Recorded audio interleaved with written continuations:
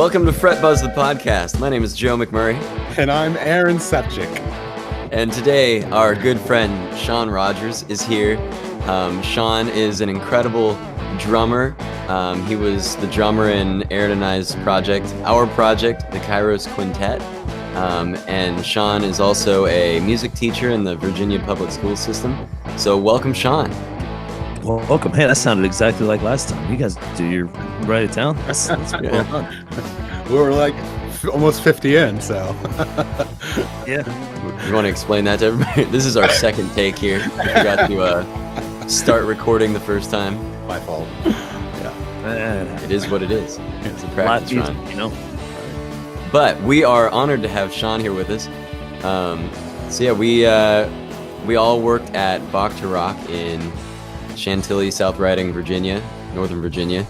And Aaron had this great idea to put together a band of music instructors that would meet on Tuesday nights. And we came in and produced some really incredible, inspiring, original material. And Shaun was literally instrumental in all of that.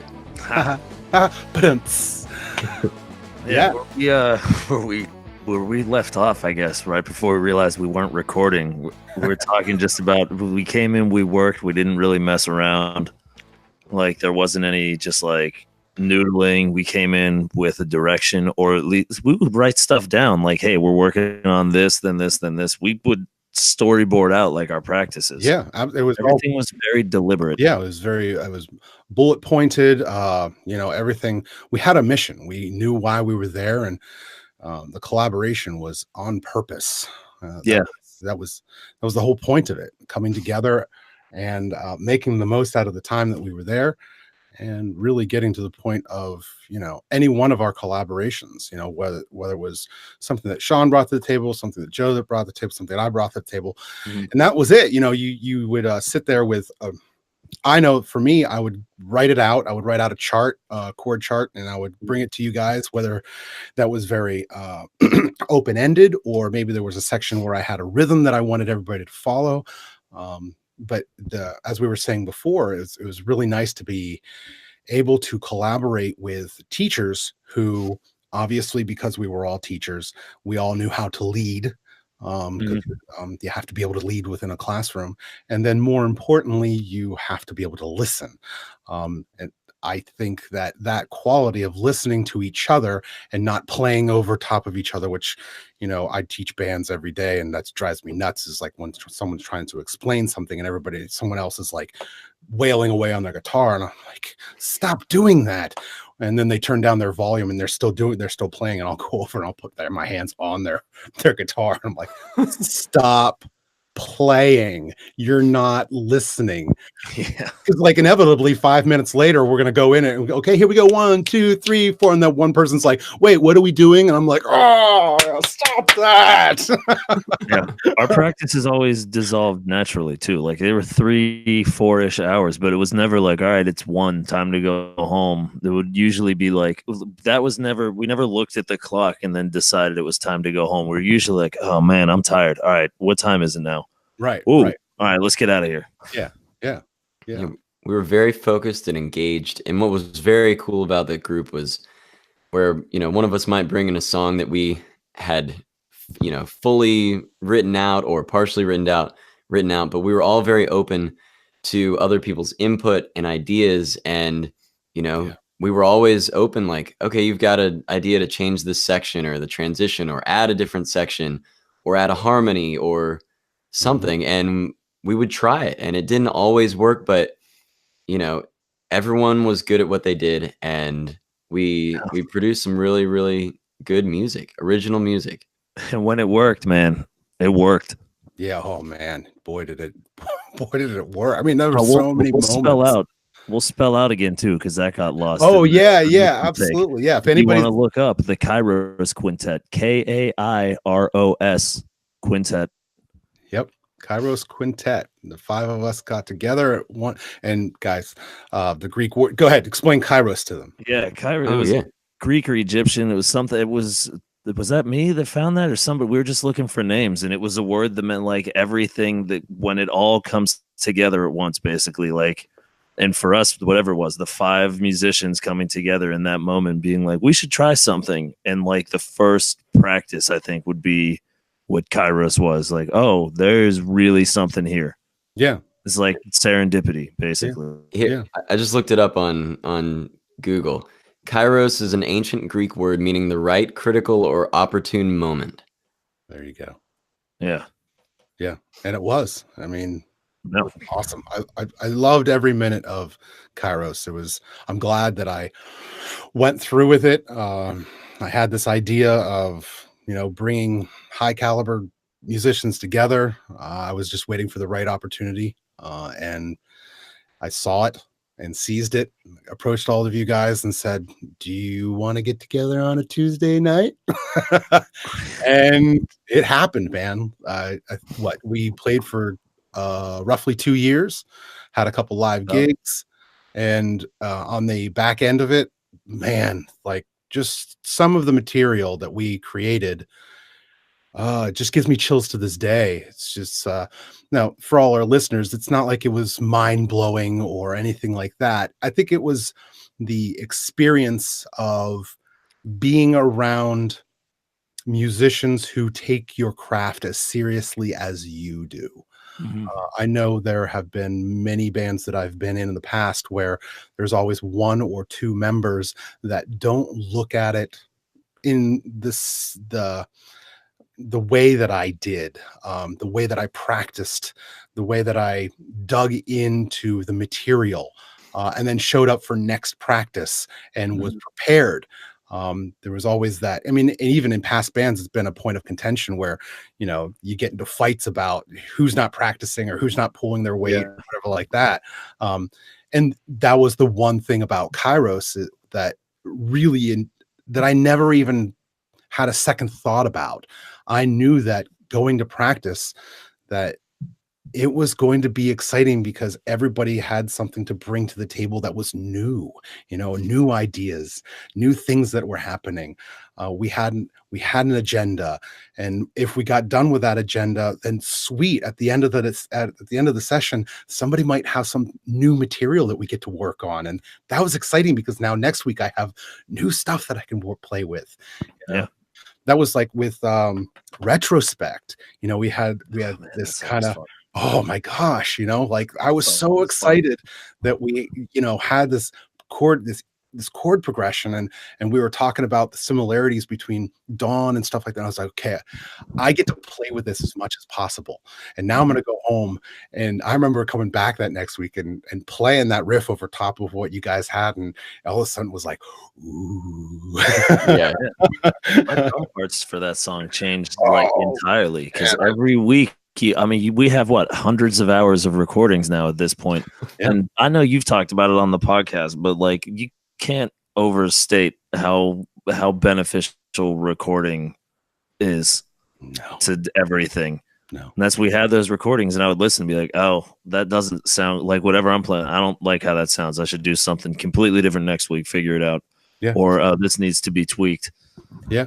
Or the opposite. You'd hear like some riff that the piano player played and you'd be like, oh, I didn't hear that live. Mm-hmm. Should have, but I was focused on something else for whatever reason. And like, right. You bring that up and be like, dude, you need to do that again. That was cool. Yes. That would happen all the time, whether it was something on the drums or something on, guitar or whatever it was. You're so focused on maybe it's me and I'm playing my guitar part, or at the moment I was listening to Joe and what he was doing with harmony off of what I was doing, and then listening back to the recording, I heard Shaun do something on the drums, and I'm like, oh, wait, isolate that and send that to Shaun, because that was awesome. Yeah, you did that a couple of times. You're like, do you remember when you did this? I'm like, no. Right. All right, well, it's here in the song. Oh, okay, cool. I can do that again. Yeah, I mean, I would go home and all week I would just listen to our session over and over again and pull out all the parts that were cool, that worked. I'd do minus tracks, I'd boost people's tracks, I'd take people's tracks away just so we could kind of focus. And my thing was, and I know there were differing opinions on this, but my thing was, it was all about the music. I really wanted the music to be the focus, and not the vocals. So I never recorded vocals. It was always about individual instruments. Not that I have anything against.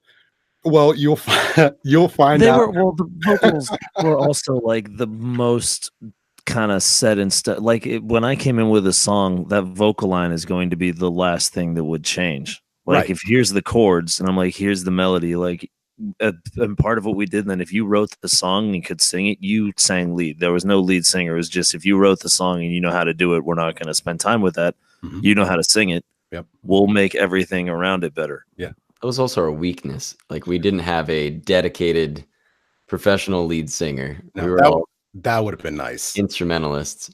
Yeah. Or just vocal. Yeah. I mean, a professional lead singer, or if we had spent, like, if me and you harmonized, me and Joe harmonized on a bunch of songs, Mhm. that's like if me and him ever sat down for like an hour and like really hammered stuff out, but we didn't really do that. It just kind of came through. Like if you were singing, we all had mics. If there was a harmony you thought worked, you would just throw it in there, see if it worked, and then keep it. Yeah. You're We did. especially good at that, Shaun. Yeah, we did some vocal practices. I do remember that. I remember going through some nights and we would just dedicate half hour, an hour to just vocals and work on harmonies and things like that. Harmonies are my favorite. Oh yeah, love it. I do. I'm such a fan of instrumental music. I feel like in, modern culture, it's very, you very rarely listen to the radio and there's an instrumental song. Like it's all about the vocals, even though every other instrumentalist has put in as much or more time as the vocalist. The vocalist is 98% of the time, given the spotlight in radio music. Yeah. And it can be a little frustrating as someone who puts so much time into his instrument. So it was nice that the Kairos Quintet did put that emphasis on the music while also making room for vocals where they're needed and to to tell the stories that we needed to tell. Yeah.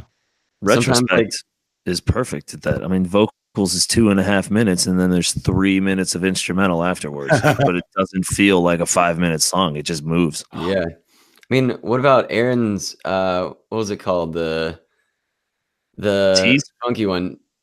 Wasn't Party. No, not Party. Not Party. It was all That I Wanted. Yes, that one. Aaron, like you have that one one line at the you end. sing for like 20 seconds, 3-4 minutes into the song. Yeah. And it's perfect. It's like its own instrument. It's not meant to be a vocal song, but the vocals play a very nice part there.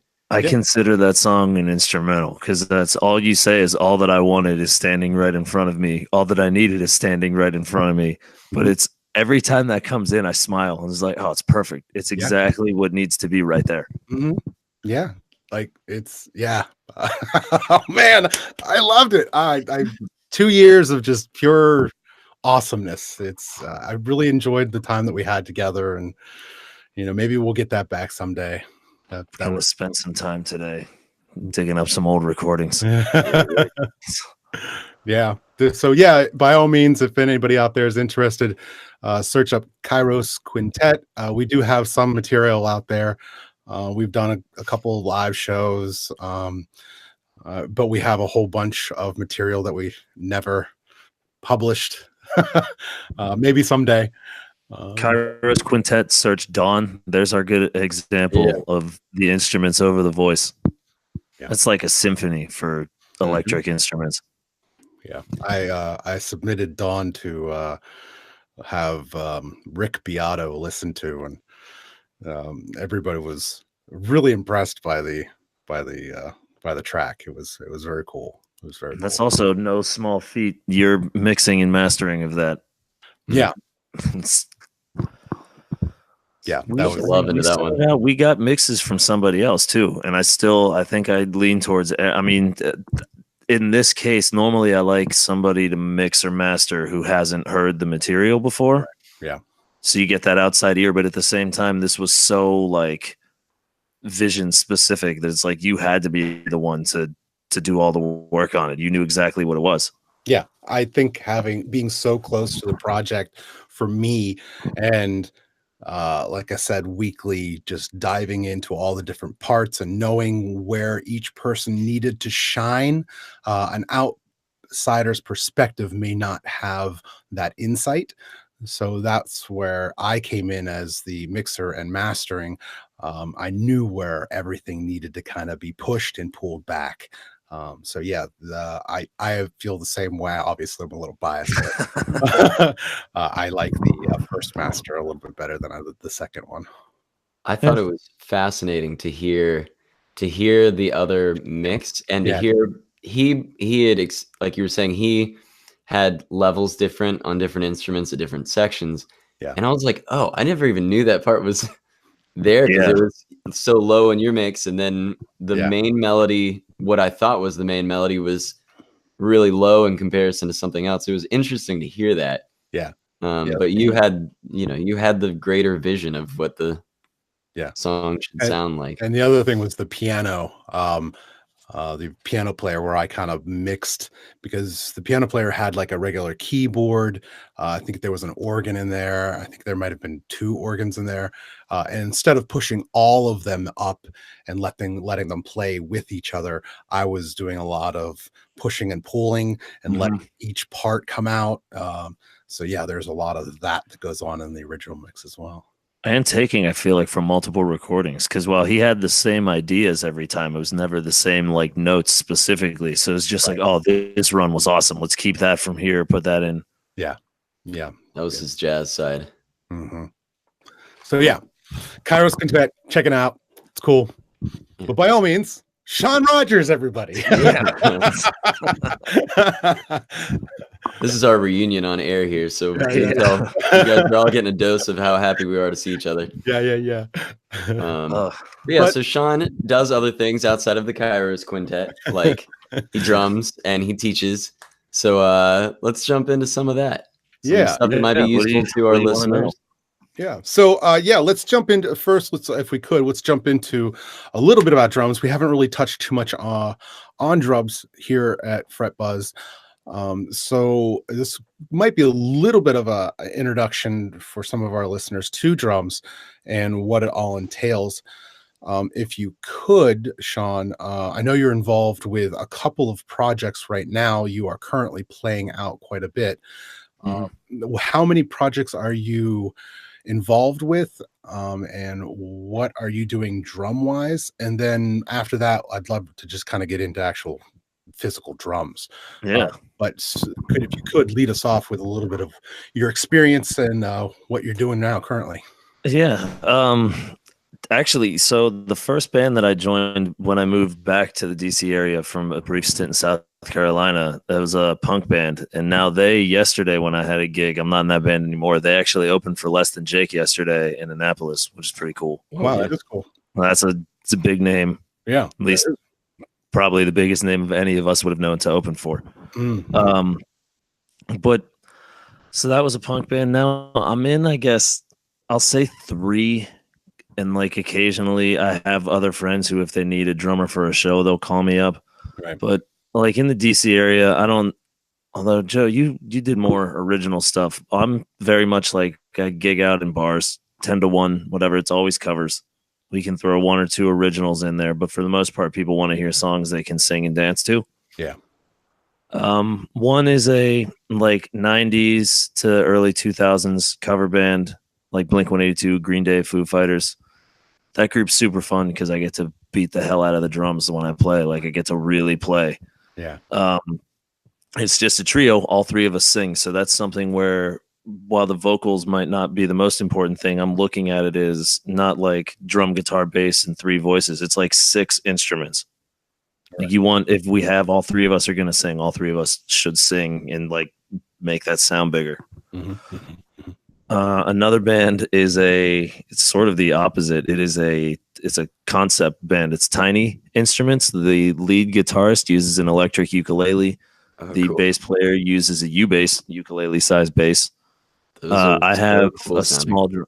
They are, and they work. They're easy too. Like it doesn't. It's not nearly as painful. Like if I pick that up and play a song, because I don't have any calluses on my fingers for that, it's not nearly as bad. I just have visions of the Jimmy Fallon toy band. It's not far off. And then, I mean, I use the same kit that I used in Kairos that I've been using everywhere, the breakbeats. We can get into, I love that kit. We can get into that later, but it's very, very small on purpose to fit very small stages. And then I play in a group that I've been playing with since forever. It's a husband-wife acoustic guitar duo. And then when they need drums, I'm their on-call drummer. They moved to Charlottesville last year. So like 2 years ago, I joined those other bands because I knew that gigs weren't going to be coming in as much. So I was trying to fill that space, but then they keep coming up and playing shows. And like in the last, I'm somewhere in the middle of a 10-week stretch where I have like 15 gigs on the weekends. Oh. It's a lot. Yeah, that's good. That's good money coming in. It is. It's a good way to supplement income. Yeah. So but what? Tired, man. Oh, we're drinking coffee. Oh no, I don't drink coffee. This is just water. Yeah, but that's the other thing though, because with the teaching, like I work in an elementary school, that's like a full day job, and then so I had a gig yesterday or 2 days ago. We're recording this on a Sunday, I think. So Friday, I had a school, wake up at whatever time for school, do all that, and then I have a gig at night. I get home at like 3. I've been awake for 23 some hours or something like that. Yeah. 20. That's the musician's life, the gigging musician's life. It's probably, I would imagine teaching, we'll get more into teaching specifics, but especially working with elementary school kids, you would need an outlet to play some more complex music after 8 hours a day, teaching the basics. Yeah, because I don't teach instruments anymore either. Like I went to school for an instrumental degree, but I teach general. So the instruments are those like very small xylophones. It's like the Jimmy Fallon thing that Aaron was talking about. It's little classroom instruments. We do a lot of singing. We do a lot of dancing. But I don't there is a band and a strings teacher at the school. That's not me. I can help the kids because I know how to play all those things. That's what I did when I went to school. Yeah. But that's not my job there.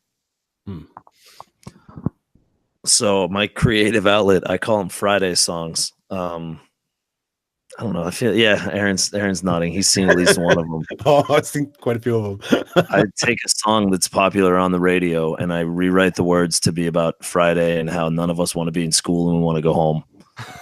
And so I take that. I do that like every week, but I try really hard to not actually start it whatsoever until Friday morning when I get to school. So it's like an hour. I have to find out what's popular on the radio, learn it quickly, rewrite the words. It keeps me sharp, but it's also, I mean, like the kids think it's neat, but I'm like, if you can indulge my vanity for about 2 minutes here, I'm going to do this. Do you have them sing? No, I intentionally have them not sing because they know the songs, but they don't know. Like I switch up the words, so I say like, if you sing with me, it's going to sound like mashed potatoes because we're not singing the same thing. Right. Just sit here and enjoy my goofiness. Yeah, basically. Most of the time, I like it when other teachers, like if they're picking up their kids, the classroom teachers, I'm like, here, you should listen to a song because this is more for the adults a lot of the time. Right.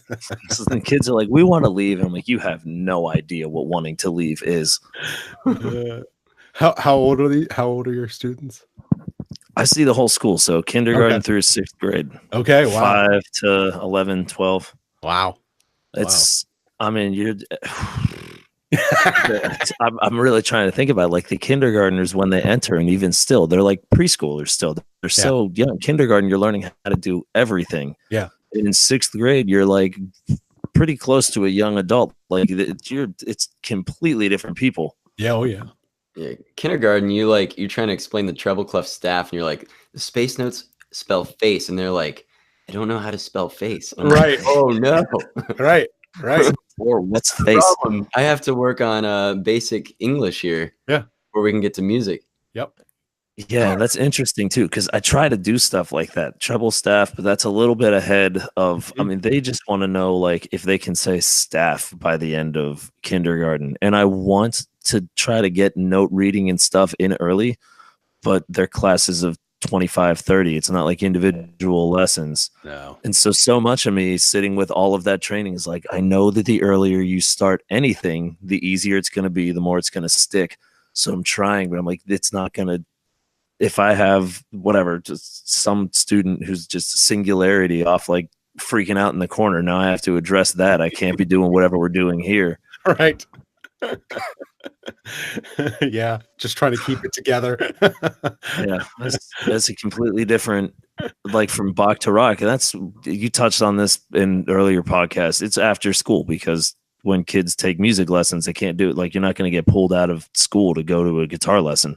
Right. So just in doing that, that was all music, all whatever, one-on-one. You could start things younger, do whatever. And then now, like, and in public school, you're like a sort of a psychiatrist, sort of a whatever, this, that, the other thing. Like, there's so many parts of my job that I didn't realize were part of my job that are arguably more important than just the teaching music in the classroom. Yeah. So is this what you want to do, or do you aspire to get into a program teaching at a middle school or high school? Like, what's your short term, like, where would you like to be in 5 years, and where would you like to be in 15 years, 20 years? Well, this is you seem a little exasperated. No, it's anybody who, I don't know how anybody does like any job for whatever 40 years and then you retire. That seems insane that you wouldn't want to like switch something up. Like what you guys were talking about, the crossroads, like Joe took the leap and went in full-time playing. Like, I would love to do that. Who wouldn't? But I also went to school for music. This is a good job. It's got great benefits. It's good for me and my wife. It's what I want to do, at least to a degree. Like, I went to school for music and performance and immediately dropped the performance degree. And I found through my first year there, it's frustrating and stuff, but I think this is more of what I probably should have been doing. It fits my personality. I get to be goofy with the kids. It took a year and a half, 2 years to really chip away at how sarcastic I would be, because 5 and 6 year olds don't understand sarcasm. And even the 6th graders didn't understand the sarcasm that I would use when I was teaching like a high school orchestra. Even something as simple as they would finish, and I'd be like, great, guys, really, really outstanding. And then like the 6th graders hear that and they go, oh, really? And I'm like, like, no, look at my eyes. Do they look like happy eyes while I'm saying this? Right. Yeah. So would you be able to teach, like, run a band program or something? Oof. Yeah. I mean, I would have to do a lot more practicing, building stuff back up again. I try just to every so often look through like finger charts of stuff, so I still remember how to play clarinet, just in case. You had that euphonium student at Bach to Rock. I did. I had euphonium. I had a violin. Yeah, I had a euphonium. I had a violin. I had a flute. I had a viola, I think, and then like drum, bass, guitar, piano. That was, I mean, I think part of why I got that job. I don't necessarily know if that might have been serendipitous too, that they had like 5 students coming in and they interviewed me, and I just so happened to be able to teach all of those instruments. So like, perfect, bring him in, set them all up. Yeah. It's fun teaching multiple different instruments. Like, gives you a break, and you get to keeps you sharp. Yeah, you get to like kind of learn how to play that instrument. You get to practice that instrument. Yeah. And like, maybe you're not going to be able to take them to an advanced level, but you get to keep your basics sharp, like you're saying. Yeah. I can teach everything to like a middle school level. And then that's where you you have to know, you have to be able to explain expression, but also technical stuff. And then like high school, to a point, it's assumed that they either practice or they have the technical aspect down. So like, I'm not the best violin player, but I know what you need to do to make it sound better. But I wouldn't be able to do that myself. Right. Whatever it is, like, just the bow needs to be longer. Like, because you can understand technique without actually playing it. Like, yes, I know what Travis style finger picking is, but my technique for it is not accurate, I don't think. Yeah.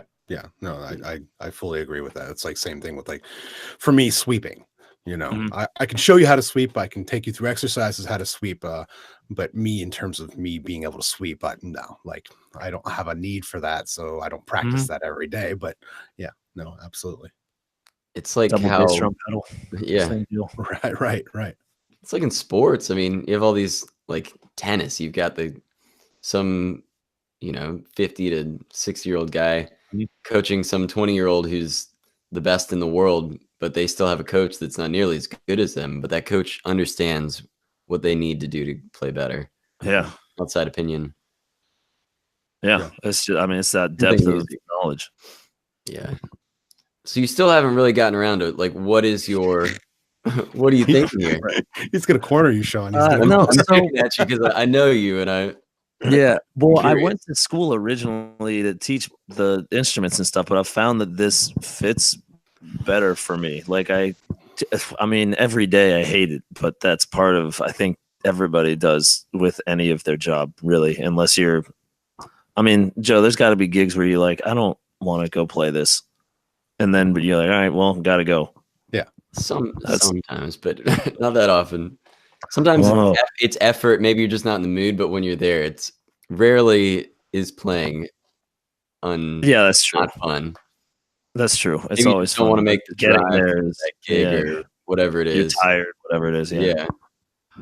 I like it. Yeah, I think it depends on what you're doing and who you're working with. I know for me, I'll fully admit this. There are times when, there's that split second where I arrive at work and I sit in my car and I go, every morning. Just because, like if you had, for me, because I'm teaching students, if I had fully engaged students, I wouldn't ever have that feeling. If I had, yeah, I know. If I had, people that I was going into who are excited about what they're doing, it'd be a different story. But because you're going into people who, you're sitting there going, I'm going to walk into that classroom and they're not going to have anything done. And we're going to do the same exact lesson plan as we did last week. Yeah.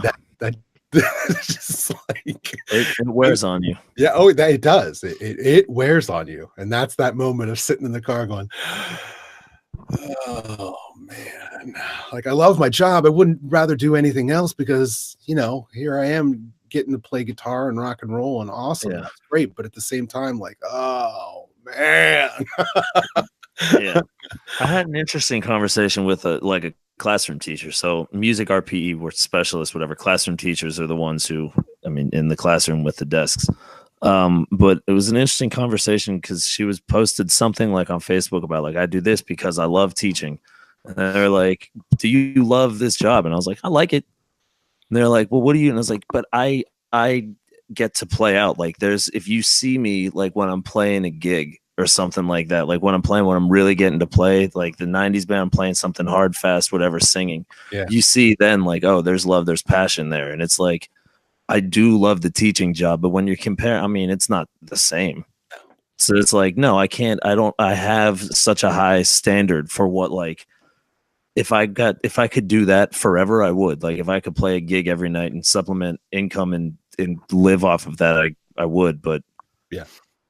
It's not that easy, and this job is still in the field I wanted to do. It's still what in every traditional sense of go out, get a job, whatever. It's what I wanted to do. So I'm not I really can't complain.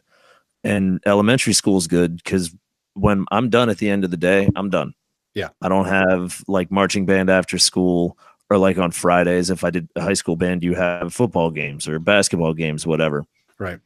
And I can't do that because I got gigs. Right. Or countless hours, even if you were doing like high school, countless hours of grading papers and all that. There's still, I'm always there before and after my contract hours, whatever. I think we're only contracted 7.5 hours a day because that's like how long the school day is. And plus or minus 10 minutes. But if you're not there like 9 hours, at least you're not getting anything done. There's so much to do all the time. Right. And do you have to use all the Virginia, like the standards of learning and write out like today my lesson plan is going to use SOL standards of learning 10.2 E, and I'm going to do this in order to teach the kids this thing in the curriculum? Yes and no. in elementary school, it's advised that you should have anyway an agenda or like whatever, like put up what it's going to be. I don't necessarily have to write like the standard of learning this, Right. but I can just say like for first grade, it can be like play barred instruments D and A, and they're just playing D and A on a beat, whatever it is. I don't have to write down the specific that's like 1/B/37 students learn to play. It's there. We have a program of studies, and Fairfax County is a really really good county for music, like nationally recognized. Is they're pretty supportive, so it's fortunate there. But so we have like a standard thing, and it's just we go through that. We make sure myself and the other music teachers in the school at the start of the quarter with each grade, whatever it is, what are we trying to learn? What are the lessons we know that can teach that? So you plan out your semester before you, at the beginning of the semester. There's a lot of, I mean, everything's a lot of planning, but there's a lot of like reactionary stuff too. So we'll look and go, okay, we want to hit these topics. Like we won't do instruments with the younger kids for maybe the first 9 weeks or the first 9 weeks because we want them to, I mean, kindergarten, we want them to sit in their assigned space. That's the 9 weeks. Just doing things that are like learning how to do school. Right. You spend so much time just doing school with the younger kids, then you get into the music and it's like, oh, okay, now we can like have fun after just months of like, nope, we're gonna practice coming in silently. No, go back out, we're gonna do this again. That's not silent. And you just like drilling routines. That's You're making me think of that Pink Floyd the We Don't Need No Education or those videos. The meat grinder. Yeah, it's not. I mean, it's not that bad, obviously. School is different from. Sean's got a ruler, and I wish. Nah, you can't do that. That's you find other ways to you discipline. And I've gotten like, so there are times my wife would be like, "Hey, don't talk to me in teacher voice," and I don't realize it. Yeah, because I have to like. I went from just kind of talking, however, to being like there's a deliberateness to everything you say in elementary school too. Kids will take things very literally. They won't understand sarcasm. There's a way, if you tell the kids, I need you to do this, they won't listen nearly as much as if you straight up go, you need to do this. Then they'll be much more reactionary to it because the onus falls on them. It's not like them doing you a favor. There's a lot of weird little things like that. And I'll say something, whatever it is. And I'm like, I don't know if that was the most successful thing. And she's like, don't use teacher voice. Just say it sucked. Oh, my. Yeah. Teaching is interesting, that's for sure. Mm-hmm. I remember in school, I did not like the standards of learning, that aspect of like lesson planning, like having to plan to the giant book of somebody wrote this thing out, or a group of people wrote out this incredibly detailed thing. I was like, this is not how music is supposed to work. Yeah. Like making everyone learn this detailed curriculum. I mean, I get why they have to do it, but it was not, I didn't enjoy having to plan around that. And like, they would make us, like in school, we had to write out which standard we were going to teach and how what we were going to teach was going to, teach the kids what they needed to learn for the state's curriculum. Yeah. Yeah, we have that. And I mean, like, I hate recorder, but we have to teach it. Like, it's a county requirement. And I hate it. Every year I teach more of it than I did the previous year because I've gotten better at it. But also, like, it's my first year, I was really just trying to avoid it as much as possible. My mentor teacher was like, dude, you have to you're going to have to do recorder. Recorder's like, awesome. The kids love it. They love it for like a year because they get to play an instrument. And then the next year they can sign up for strings and then they play like real instruments, if you will. And they don't necessarily care for recorder then. I get it. Like, it's a good tool. It helps reinforce learning how to read notes on the staff. So like we do all that. The kids can read E to F at least, like the staff, before we even give them a recorder. however fast or slow they can read it. Because you have to figure out then, like, you have to, if you don't know the note, like, you're not going to be able to look at that without a label and go, oh, okay, so if I see that note, my fingers have to go this way to make this specific sound.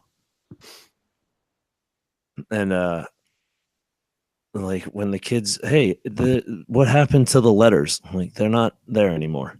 Why? Because they won't be there when you read real music. They're not going to write. I mean, you can sit if you really want to and write out each note, like the letter of each note, but then I'll hand them like a piece of music and go, do you want to do that for all of this? And they're like, no. It's like, yeah, so we just learn how to read it instead. I always ask a kid, I'm like, I'll write the letter E, and I'll be like, what letter is that? And they're like, it's an E. I'm like, how did you know it was an E? And they're like, because it looks like an E. I'm like, no, it has a vertical line and 3 horizontal lines coming off of it. You see that now. So now look at the staff. You see this line on the treble clef, second line up. That's a G. You have to just remember, just like you recognize the shape of the letter E, you'll learn to recognize the letter G on the staff. I'm going to steal that E thing. That's really good. Yeah, you can use any letter you want. Yeah, but that It doesn't have to be E. How do you know? Because it has this looking for the specific things. Yeah, I love looking at their, like, a little kid, their face. They're like, what do you mean? How do I know that's an E? Yeah. Mm-hmm. It's always this look of confusion. Yeah. The thought process that happens. I found that how do you know tends to give that anyway when it's like something, or like 1 + 1 is 2. How do you know that? Well, because like you taught it, like it's 1 + 1. What do you mean? Because it is. Yeah.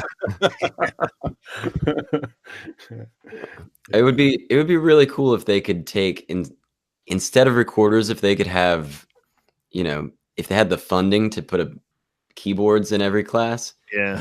I feel like that would be potentially more useful in the long term to the general student body. Yeah, that's everybody. I tell the kids too, because they hardly ever see me play piano because I can't play piano. So if I'm ever doing something, you can play piano, and go, nope, this is the extent of my skills. If you're taking piano, you should stay with it. If you're not taking piano, you should probably start, because the thing I regret the most, I had no idea though, like when I was growing up drumming and stuff, that I was going to end up like being a music teacher. Right. And by the time I knew that, it was like junior year of high school, senior year, you're doing auditions and stuff. But I still thought that was like band orchestra. I had no idea that like the one instrument that I really didn't learn is the one that would be so beneficial to this job. Didn't you have to play marimba and xylophone vibes in college? Yeah, I was a classically trained percussionist mostly. So like doing drum set now is a lot of fun. But the thing that I spent the most time on just growing up was marimbas, xylophones, like concert snare, concert percussion, but mostly the melodic instruments. I was in a percussion ensemble, and I was one of the better like marimba players, 4-mallet marimba. So like my skills were needed there, and people who were better at just the straight up battery stuff would be doing the harder like regular percussive parts. And then at school, that's part of it too. You have to go through whether or not I was training for like an orchestra audition. We would practice all of the excerpts, any famous thing that we would do for orchestra auditions. So xylophone, timpani work, drum set is the thing that I had the least amount of formal instruction on in college. We did some, but a lot of times like the kids who played drums in college were the jazz drum majors. Like that's what they did, was just kit. So they would sit, their lessons were just drum set. My lessons were like 15 things. So here's a crazy question. Coming from your perspective, and if we want to transition, we can transition, or we can stay in the education field if we want to. But coming from your experience of having marimba and almost like a tonal approach to percussion. Yeah. How does that play a role when you sit down and play a kit? Like, how do you hear a kit tonally, and what importance does that play when you're playing? I know that it's been a huge part of like how I play the drums. And the person who taught me drum set when I was growing up too, like before college and stuff, he was also very, very musical, taught me to like listen to music. Sometimes we did lessons. I remember my mom would be like, what the hell am I paying him money for if you just sat and listened to like Kind of Blue for an hour? And I was like, well, there was more to it than that. Right. Like we're listening, picking things up. But the classically trainedness, so having like an ear for melody and stuff, and going through college and playing orchestra pieces where I would tacit for minutes at a time, I get to hear the orchestra. And if nothing else, it started with being like, I didn't have to count my rest because I would hear, oh, when the French horn does this lick, I have 4 measures until I have to play. Right. So things like that. And then it translates. I'm just trying to think, like in the Kairos song Train Rolls Fast, the riff, boom. I go around the toms, boom, like to complement it. So things like that, like when I don't think I'm certainly not the best drummer I know. And I'm not the most technical, but like the thing that I would bring to a band, and I've said that like when I reach out to other bands and you're like, here's stuff of what I do if I'm trying out for a band. I'm like, what I'll bring, I might not be the best one that you have in terms of like playing faster chops, but I will be the most musical of the people that you like try out with. If there's a hit on the E of 2, I'm gonna like, I'll hear it and I'll pick it up and whatever it is, a little kick to accent your thing too. Yeah. How about like individual drums, and like when you're playing the kit in terms of like tuning or cymbals and the different tones that you can get out of a cymbal? Yeah. It just depends. And what's nice in all these groups that we have practice, so I get to really mess around with stuff and figure out like if I want to use the bell of a cymbal that's going to have that really sharp like ping on the ride, as opposed to just like something more smooth and mellow. Like toms, there's ways to tune them where you can tune them to set pitches. I try not to tune them to any specific set pitch. They're going to have a tone. Like I think my upper tom sounds closer to a B, but that wasn't my intention. That's just where it sat and started to sound good at the depth I wanted it to sound like. Because if you tune too much, like, well, I can't. Like Trash Carter Beauford or like Neil Peart, who have the kits with 150,000 drums, but they're like to specific pitches. Right. So like, I'm not going to hit this tom that's an A if we're playing a song in G sharp. Right. Things like that. Yeah. So to avoid that, because I only have 2 toms, I try to have it so that it's just basically snare, like low sound, lower sound, without any specific pitch. Okay. Because it will sound weird. That's why you have otherwise. That's why the ride cymbals have all the random hand hammered dings so that purposefully doesn't have a pitch. Yeah, exactly. So it doesn't conflict with the key of a song or something. Yeah, like the bell at the start of Train rings closer to a C than anything else, and it's mostly fine except one time I tried to use it in a song in D flat, and like I hit it and I was like, oh my god, this is horrific. Yeah, for those of you that don't know, Shaun's got an incredible ear. Oh, thank you. You would always, you're close to perfect pitch. You have very good relative pitch, right? Yeah, I call it pretty good pitch. It's better than your average musician. Yeah. Oh, I came from high school senior year. During study hall, I would hang out down in the music rooms, like in the music wing, and I would just go into a piano practice room, turn my back to the piano, push a note, and then all right, is that G? Turn around. Ah, crap, it was E. And like I just did that for 45 minutes a day, basically. And by the end of my senior year, I could, like, if you go, hey, what's B sound like? B, B's pretty close to there.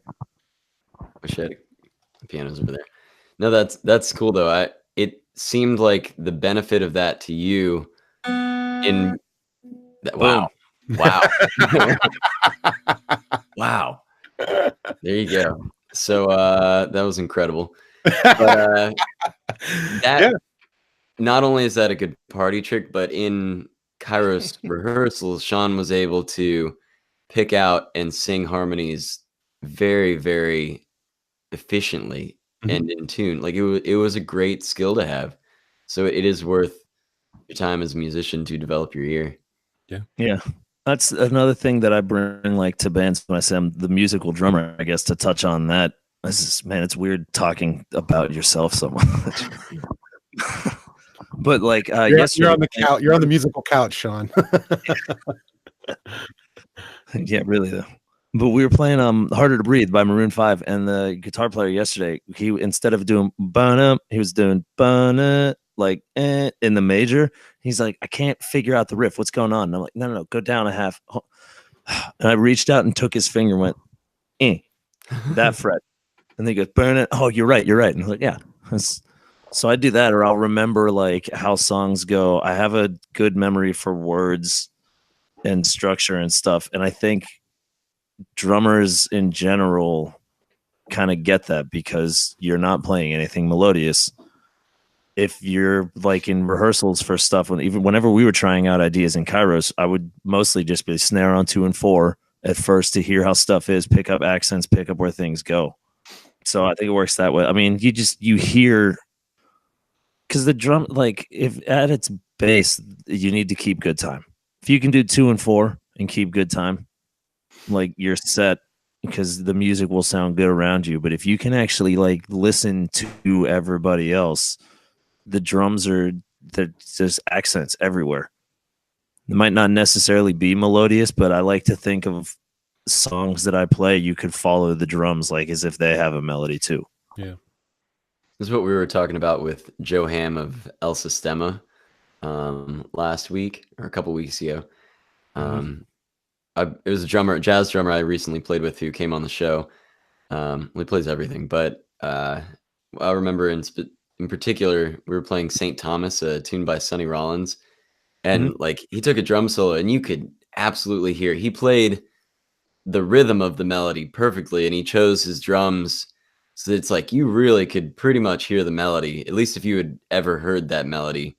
Right. Like I didn't have to count during his drum break, I could hear it. Right.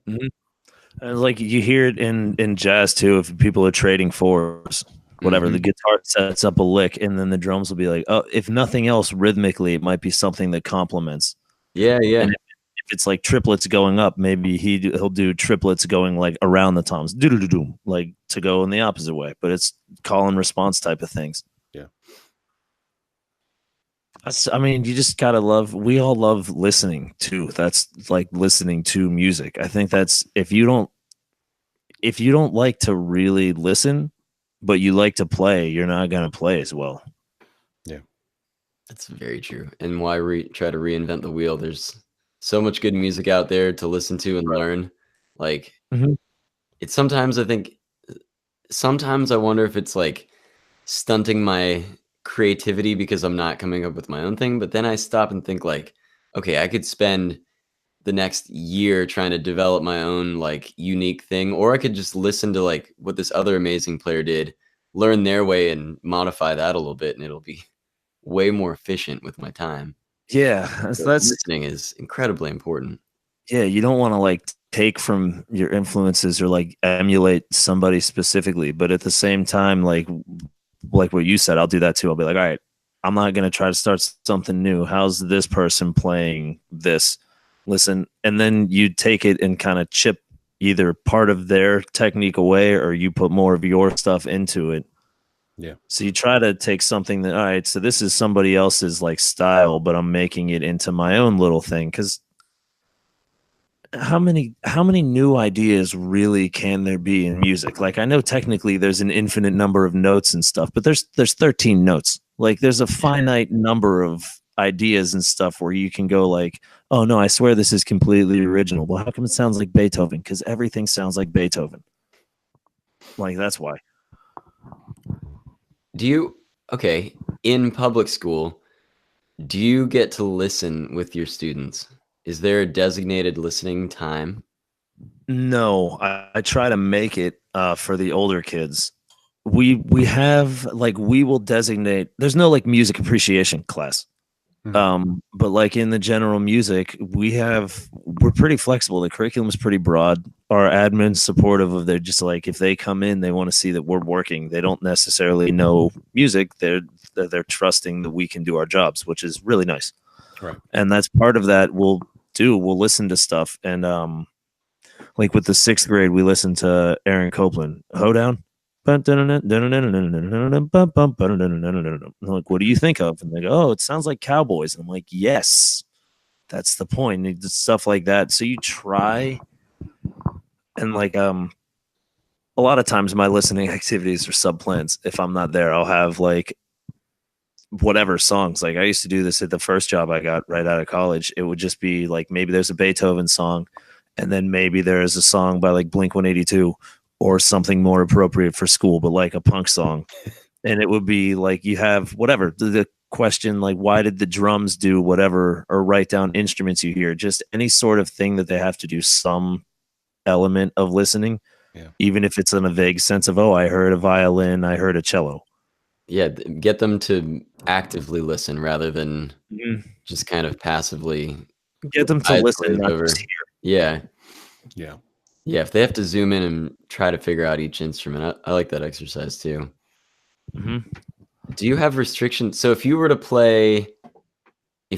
take the time and make sure that a Blink-182 song didn't have anything, any, lyrics that were inappropriate, you're allowed to play that for the kids? Yeah. Well, I don't know if you mean from like a legal, like a copyright reason. Technically, anything we do is like legal to a degree because it's used for educational purposes. So that's, you get to do that and skirt any sort of like copyright thing. So like when I do the Friday songs, people are like, you should make a CD of those. And I go, no, because you would want to buy it. And as soon as somebody pays even $1 for it, it becomes the whole copyright thing, as opposed to just being a fun educational tool. I think it's school to school. Like I said, our admin kind of lets us do our thing, which is nice. So like they trust our judgment. And that's good and bad for me. Like if I do something like I haven't, I'm assuming because I still have a job or whatever, but I haven't played like a bad song. And that would be like, and made a poor choice. Cause then that comes back to, oh, we heard this in Mr. Rodgers' class. And then it's like, oh, right. But most things, and like the kids will say, hey, can we do like, I want to hear this song or whatever. And I go, hold on. And I punch it in and I look up the lyrics. And if nothing else, I will read the words. And I'll just make a judgment call. Then I'll be like, no, we can't listen to that. And I'll be like, there's a bad word in it. And then the 6th graders are like, we hear bad words all the time. And I go, yes, but there's a thing called context. Right. Like, I know, and I've heard you say bad words to each other on the playground, but you notice how you don't say them in the building? Yeah. Why is that? Because adults are around? It's like there's also adults around the adults too. So we don't get to like say or do the thing. Like there's a level of appropriateness that everybody has to like adhere to. Yeah, and obviously sometimes even if there isn't language within the song, it would be about the context of exactly what they're actually talking about, and you're like, yeah, we're not going to talk about sex, even though they don't actually talk about sex. Zeppelin's lemon song. Yeah, the lemon song. Squeeze my lemon. Yeah. Let the juice run down my leg. Who originally wrote that? It wasn't Zeppelin. That was a cover, right? Yeah, that was gosh. Okay, well, anyway, I'm glad to know that you can play modern music. It astounds me how little kid. I mean, maybe it shouldn't. Like they've only been alive for 5-6 years, but maybe their parents don't listen to good music. And that's a broad, good music is personal taste. But yeah, I would venture to say most parents don't listen to good music. Well, there's something scientific about how when you get older, you're genetically predisposed against the younger generation's like music tastes. So like when I go, oh, they don't listen to parents, there are parents that are about my age, but if they didn't grow up listening to their dad's records the way I did, we're going to have very different tastes in music. And like, who's your favorite band? I'm like Zeppelin or Hendrix or The Who, something like that. I'm like, who's your favorite band? And like, well, Travis Scott's hot right now. I'm like, you're just saying words. Yeah. What kills me is when you ask a student, what do you listen to? And they're like, nothing. And you're like, well, what do your mom and dad listen to? They don't really listen to music. And I'm like, yeah. And that happens more often than not. Yeah, and it's our job to come in and fix that. And I hope that you and other public school teachers continue to have at least the flexibility to play a song that has appropriate content. Try to teach the kids some, if they like listening to music, they're going to be more interested in playing music. Right. It's going to set off the snowball. They're going to want to be musicians, or at least take an interest. If all they ever get to listen to is Aaron Copland, you might lose a kid in those critical years when they might have decided they wanted to really practice an instrument, but instead they just weren't really inspired by the music they were hearing. Yeah, I've tried to use modern stuff for anything, even if it's the younger kids and we're just practicing like moving to a steady beat. One of the songs I'll do is something that, I know that song, because then they're engaged, if nothing else. Like, which song? It just anything. If we're just practicing moving to a beat, I'll take something like what's on the radio right now, and if there's something that's popular, or like when Can't Stop the Feeling came out, that was everywhere, and I use that constantly because the kids all know the song, they all love the song. It's fine for school. Yeah, but it's modern, it's new, it's something they want to listen to.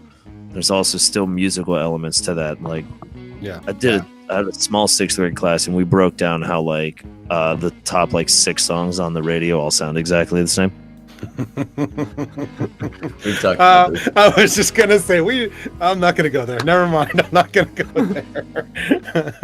But I was just one thing I was gonna say is my 4-year-old daughter, within literally the past 3 days, I caught her singing Young Blood by 5 Seconds of Summer, and I was just like, how you're like 4 years old and you're singing this whole, like, you've got the melody down, you've got the whole structure of it actually going on, and I'm like, she's clapping to the beat, and I'm like, that's awesome. It's music that does that, though, more than like words don't stick. We're teaching 4th grade right now, and like one of my favorite units, we do Follow the Drinking Gourd. It's a slave song. And we teach them about, hey, it's a whole map from Alabama up to Canada, how you do all these things that'll take you to freedom. And then when we're like, why would you sing it? And there's a bunch of reasons. But then I go, well, think of it this way. I mean, when I talk to you, how many words do you really hear? And then they get like a little laugh. And then I'll go to the piano and play like the McDonald's jingle. And they go, that's McDonald's. I'm like, I didn't have to tell you that. You just knew that from the melody. Like, that's... If I sing something to you and I get whatever it is, whatever directions, if I can sing it to you in a way that gets stuck in your head, you're going to remember it because you can't get it out of your head. Yeah, I've mentioned it before. I listened to a podcast called 20,000 Hertz, and they did an actual episode on jingles, why they stick in our heads and how effective they are for branding. And it's a phonic scale, man. Yeah, it's crazy. It's crazy. And that is where we're going to end it for today. Join us next Thursday as we continue the reunion with Shaun Rodgers in part 2 of our episode. While I have you, I want to say thank you for listening. If you have a moment, go over to iTunes and give us a review. Stop over at fretbuzzthepodcast.com and check out the song challenge, the 1-month song challenge. It's pretty cool. This month we're going into April. It's fun trying to come up with new material every month and challenging yourself as a musician. All new material, nothing old, so it's all fresh stuff and pushing yourself to the limits. Only you, nobody else, no collabs. And then join us on YouTube at the end of the month for a live session as we give feedback on all of our submissions and talk about what we've done. It is definitely a good time. So yeah, thank you for joining us once again, and we'll see you next week on Fret Buzz, the podcast.